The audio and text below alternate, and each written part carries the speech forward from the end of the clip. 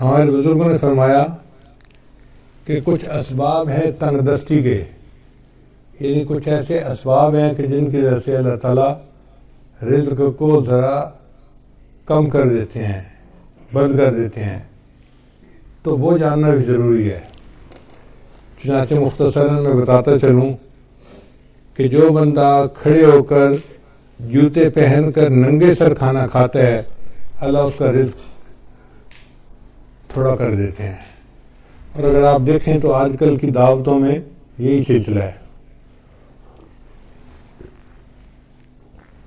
شادی بیاہ میں، ہوٹلوں میں، شادی ہالوں میں اکثر لوگ کھڑے ہو کے کھانا کھاتے ہیں، سر پہ کپڑا بھی نہیں ہوتا اور جوتے بھی پہنے ہوئے ہوتے ہیں۔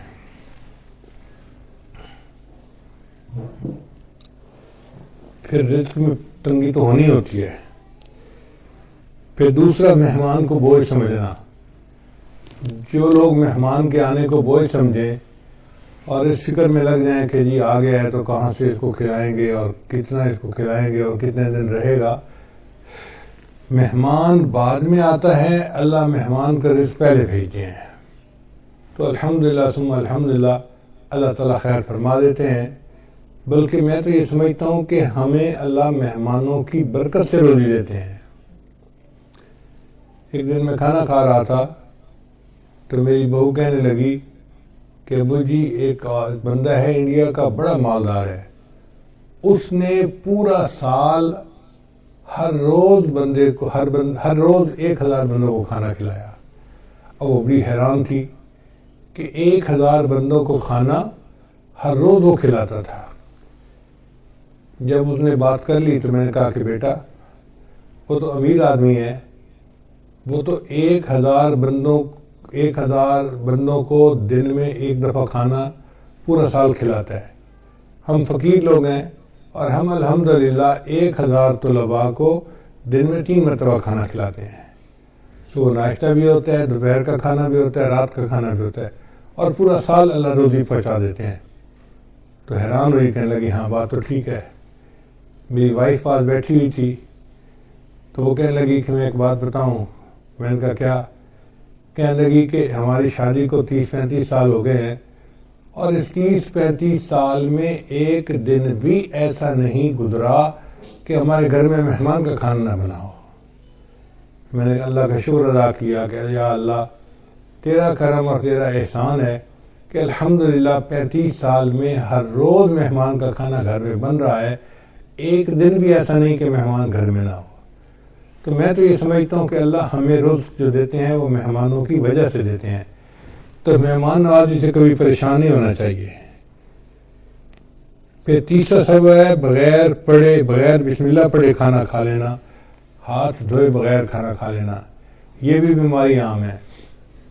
دسترخوان لگے ہوتے ہیں، نہ ہاتھ دھوئے جاتے ہیں، نہ بسم اللہ پڑھی جاتی ہے، نہ کھانے کی دعا پڑھی جاتی ہے، جس وجہ سے پھر تنگ دستی آ جاتی ہے اور اس کے دروازے بند ہو جاتے ہیں۔ پھر کھانے کے برتن کو صاف نہ کرنا، یہ بیماری بھی عام ہے۔ ہم لوگ کھانا کھاتے ہیں اور کچھ تھوڑا سا کھانا آخر پہ بچا دیتے ہیں، حالانکہ اسی کھانے میں برکت ہوتی ہے۔ سنت یہ ہے کہ اگر 3 لقمے کھانا موجود ہے تو اس کو تو چھوڑ دیں تو کوئی اور کھا لے گا، چلو بھائی۔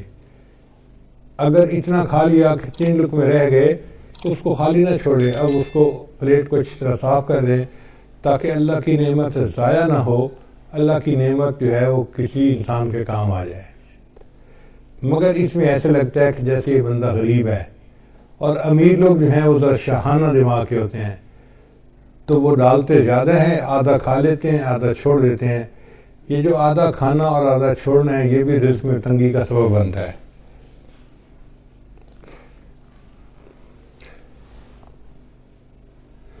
اور ایک اور بات کہ بیت الخلاء میں باتیں کرنا، پہلے زمانوں میں یہ گناہ کم تھا، آج یہ گناہ زیادہ ہے۔ بلکہ نوجوان بچے اور بچیاں جو ادھر ادھر کالیں کرتے ہیں چھپ چھپ کے، وہ تو کئی مرتبہ جا کے بیٹھ کے بات ہی کرتے ہیں بیت الخلاء میں، پتہ ہی نہیں چلے کسی کو کہ کیا ہوا۔ بیت الخلاء میں باتیں کرنے سے فرشتوں کو بھی تکلیف ہوتی ہے اور رزق کے اندر بھی تنگی کر دی جاتی ہے۔ پھر ساتواں بات ہے فقیر کو جھڑکنا. اگر کوئی مانگنے والا آئے تو بندہ فقیر کو جھڑکی نہ دے. چلے جاؤ بھائی یہاں سے، کہا نہیں آپ کو چلے جاؤ، سن نہیں رہے، جاتے کیوں نہیں، ایسے جھڑکی نہیں دینی چاہیے. بلکہ اگر کچھ ہے تو دے دے، اور اگر نہیں تو کہہ دے جی آپ آگے چلے جائیں. ہم ایک مرتبہ حرم شریف میں بیٹھے ہوئے تھے تو ایک UK کا بندہ حضرت کے پاس آیا مطاف کے اندر. کہنے لگا حضرت میں حج کے لیے آیا ہوں، لیکن یہاں مطاف میں تو مانگنے والے بہت ہیں. ہر تھوڑی دیر کے بعد کوئی فقیر آ جاتا ہے مانگنے والا. اب سمجھ نہیں آتی کہ ہم کس کو دیں اور کس کو نہ دیں. اگر ہم ہر کسی کو دے دیں تو ان کی تو عادت بگڑ جائے گی. تو دل چاہتا ہے کہ ان کو نہ دیں، اور اگر ہم نہ دیں تو پھر کون دے گا؟ تو دل چاہتا ہے دے بھی صحیح. تو اب فیصلہ کرنا مشکل ہوتا ہے. تو اب بتائیں کہ ہم کس کو دیں؟ ہمیں کیسے پتہ چلے کہ کون مستحق ہے اور کون مستحق نہیں ہے؟ حضرت نے اس کی ساری بات کو سنا اور پھر فرمایا کہ اچھا یہ بتاؤ کہ اللہ نے جو تمہیں دیا ہے تم اس کے مستحق ہو؟ اس نے کہا نہیں. تو حضرت نے فرمایا جب تم اس کے مستحق نہیں اور اللہ نے پھر بھی تمہیں دے دیا ہے، تم بھی اللہ کے خلق کو اپناؤ، دے دو. مستحق ہے یا نہیں یہ تمہارا مسئلہ نہیں، یہ اللہ کا مسئلہ ہے. تو بندہ چپ تو ہو گیا، مگر اس کے دل میں سوال تو بہرحال تھا. تو حضرت نے بھانپ لیا کہ اس کے دل میں سوال ابھی باقی ہے. تو پھر حضرت نے اس کو بات پیار سے سمجھائی. حضرت نے فرمایا کہ دیکھو وہ بندہ تمہارے پاس مانگنے آیا ہے، مان لیا کہ وہ صاحب حیثیت ہے اور عادتاً مانگ رہا ہے. تم اسے اس لیے دے دو کہ اللہ کا شکر ادا کرو کہ اللہ تو نے مجھے دینے والوں میں سے بنایا، لینے والوں میں سے نہیں بنایا. یہ بھی تو ہو سکتا تھا اللہ تجھے اس کے حال میں ڈال دیتا اور تو لوگوں سے مانگ سکے تھا. تو اللہ تعالیٰ کی اس نعمت کا شکر ادا کرتے ہوئے دے دیا کرو کہ اللہ تو نے مجھے لینے والا نہیں، تو نے مجھے دینے والا بنایا ہے، میں تیرے نام پہ دے رہا ہوں. اس پہ اس کے دل کے اندر تسلی ہو گئی اور اس نے حضرت کے ماتھے کا بوسہ لیا اور خوش ہو کے واپس چلا گیا. تو اس لیے اگر کوئی فقیر آئے تو اس کو جتنا دے سکتے ہیں دیں، اور اگر نہیں دے سکتے تو پیار سے کہیں جی آپ آگے چلے جائیں. اس کو جھڑکی نہ دیں، اس کو ڈانٹ ڈپٹ نہ کریں.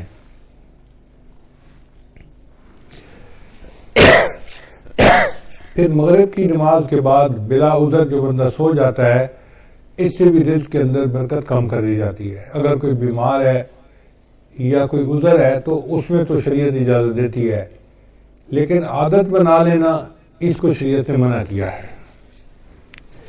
مغرب کے بعد بلا عذر نہیں سونا چاہیے. پھر جو بندہ نماز قضا کر دیتا ہے اللہ تعالیٰ اس کے رزق کو تنگ کر دیتے ہیں. عورتیں بالخصوص، نیک عورتیں بھی نمازیں قضا کر بیٹھتی ہیں. پتہ ہے کیوں؟ سوچتی رہتی ہیں مہمان آئے ہیں، میں ان کو پہلے چائے بنا کے دے دوں پھر نماز پڑھ لیتی ہوں. اب وہ چائے بنا کے دینے میں اتنا کام لمبا ہو جاتا ہے کہ نماز کا ٹائم نکل جاتا ہے، ان کو یاد ہی نہیں ہوتا. یاد اس وقت آتا ہے جب اگلی نماز کا وقت شروع ہو چکا ہوتا ہے. یا یہ سوچتی رہتی ہیں کہ میں بچے کو نہلا لوں، بچے کھانا کھلا لوں، بچے کو فتح کر لوں، بچے کو نہلا لوں اور پھر نماز پڑھوں گی. یہ جو پھر کا مسئلہ ہے نا، نماز قضا کرنے کی بنیاد یہی ہے. نماز کو کبھی پھر پہ نہیں رکھنا چاہیے. ابھی پہلے نماز پڑھیں، بعد میں جو کرنا ہے کریں. اس لیے جب نماز کا وقت ہو جائے تو نماز پڑھیں اور اس کے بعد جو کرنا ہے کریں. نماز کو کبھی آئندہ پہ نہ چھوڑیں. کیا پتہ چند سانس مزید ہے بھی صحیح کہ نہیں.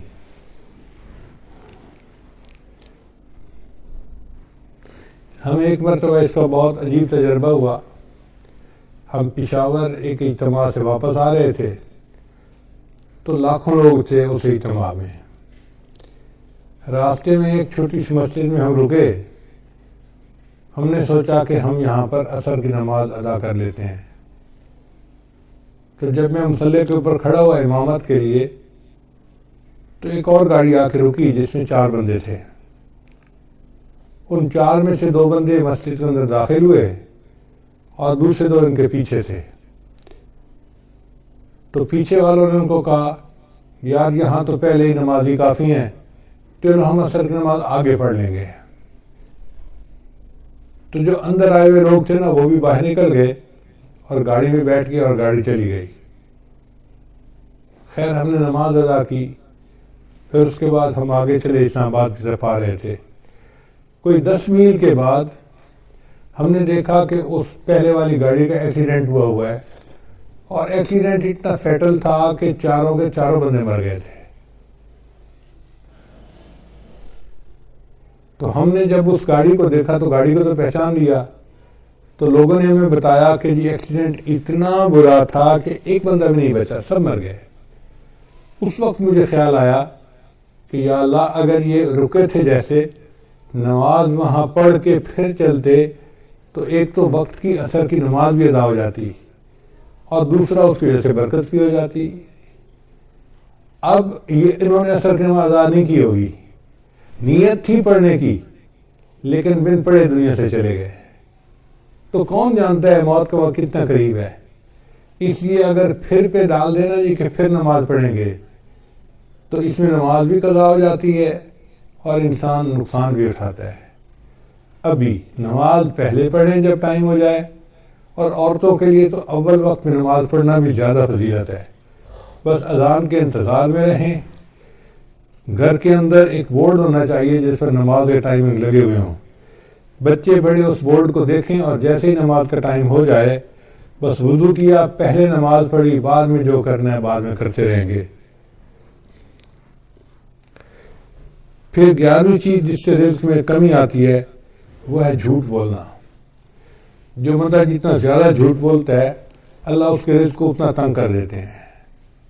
اللہ اکبر، شاید آج ہمارے رزق کے اندر جو تنگی ہے اس کی بنیادی وجہ یہ جھوٹ ہی ہے۔ جھوٹ ہم نے انفرادی طور پر نہیں، قوم میں اجتماعی طور پر آ گیا ہے۔ جس بندے سے بات کریں وہی جھوٹ پر بات کرے گا، اور اس کا نام ہم نے بہانہ رکھ دیا جی میں نے اس کے سامنے بہانہ کیا۔ بیوی کہتی ہے میں نے خاوند کے سامنے بہانہ کیا، بیٹا کہنا ہے میں نے ابو کے سامنے بہانہ کیا، شاگرد کہتا ہے میں نے استاد کے سامنے بہانہ کیا۔ حالانکہ یہ بہانہ صحیح جھوٹ ہوتا ہے اور اس جھوٹ سے بچنے کی ضرورت ہے۔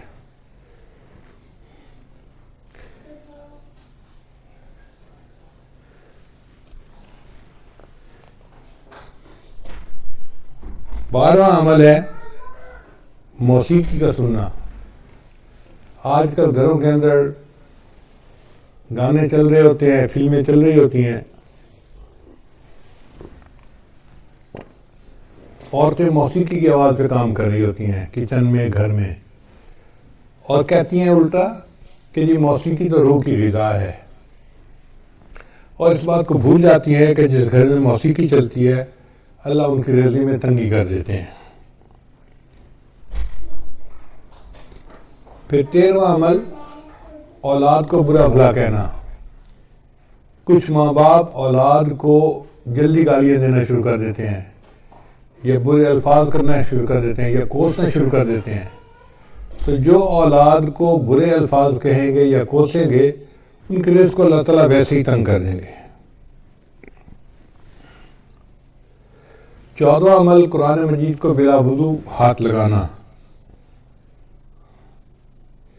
قرآن مجید اللہ کا کلام ہے، لا یمسہ الا المطہرون، اس کو ہاتھ نہیں لگا سکتا مگر وہ جو پاک ہو۔ تو ہمیں چاہیے کہ ہم باوضو ہو کے اس کو ہاتھ لگائیں، اگر بے وضو ہاتھ لگائیں گے تو رزق کے اندر کمی آ جائے گی۔ پھر 15واں عمل جس سے رزق میں کمی آتی ہے نامحرم کو دیکھنا۔ یہ بدنظری کی عادت آج اتنی عام ہو گئی ہے، چاہے آتے جاتے بازار میں دیکھے، گلی میں دیکھے، سکرین کے اوپر دیکھے، سیل فون کے اوپر دیکھے، عورت کو دیکھے یا عورت کی تصویر کو دیکھے، بات ایک ہی ہے۔ تو نامحرم کو دیکھنے سے اللہ تعالیٰ رزق میں تنگی فرما دیتے ہیں۔ اور 16واں عمل جس سے کہ انسان کے رزق میں تنگی آ جاتی ہے، اہل و عیال کے ساتھ لڑتے رہنا۔ میاں بیوی جو ہر وقت دوسرے کے ساتھ بات بات پہ بحث کرتے ہیں، دلیلیں دیتے ہیں، لڑتے جھگڑتے ہیں، تو یہ میاں بیوی کی لڑائی جھگڑے میں اللہ ان کے رزق کو تنگ کر دیتے ہیں۔ اب ایک طرف سے لڑائیاں بھی ختم نہیں ہوتی اور دوسری طرف رزق کے کمی کے شکوے بھی ختم نہیں ہوتے۔ بھئی اتفاق میں برکت ہے، آپ محبت پیار سے زندگی گزاریں تو اللہ تعالیٰ رزق کی پریشانی کو دور کر دیں گے، اور باطنی روحانی بیماریوں سے بھی دعا مانگیں۔ اللہ تعالیٰ ہمارے ایمان کی حفاظت فرمائے اور ہمیں اس دنیا میں اللہ تعالیٰ ایمان کے ساتھ جینے اور ایمان کے ساتھ مرنے کی توفیق عطا فرمائے۔ وآخر دعوانا ان الحمد للہ رب العالمین۔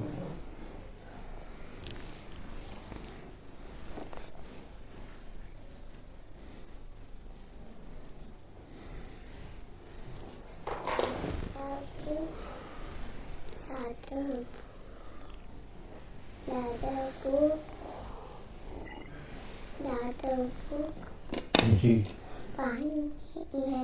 پی لو پانی پی لو۔ بیٹھ کے کلمات پڑھائے جائیں گے،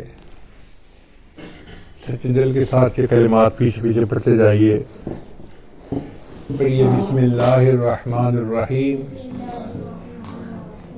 لا الہ الا اللہ محمد رسول اللہ، آمنت باللہ وملائکتہ وکتبہ ورسلہ والیوم الآخر والقدر خیرہ وشرہ من اللہ تعالی والبعث بعد الموت، آمنت باللہ کما ہوا باسمائہ وصفاتہ وقبلت جمیع احکامہ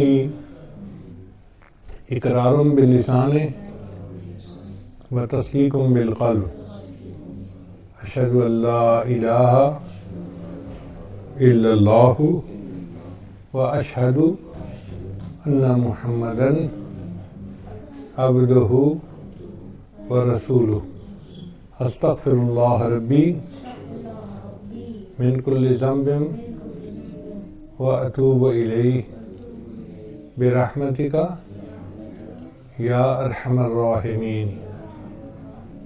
ان کلمات کو پڑھنے سے ہم تو بتائے ہو چکے ہیں، چند معاملات ہیں جن کو باقاعدگی سے کریں گے تو اللہ تعالیٰ دل کو منور کریں گے۔ پہلا عمل ہے 100 مرتبہ استغفار صبح شام پڑھنا، دوسرا عمل ہے 100 مرتبہ درود شریف صبح شام پڑھنا، تیسرا عمل ہے قرآن مجید کی تلاوت روزانہ کرنا، چوتھا عمل ہے چلتے پھرتے ہر وقت علم اللہ کو یاد کرنا، اور پانچواں عمل ہے 10-15 منٹ صبح 10-15 منٹ شام مراقبہ کرنا۔ انشاءاللہ مراقبہ کریں گے تو اس سے دل میں اللہ کی محبت بڑھے گی اور ہمارے اعمال کے اندر جان پیدا ہو جائے گی۔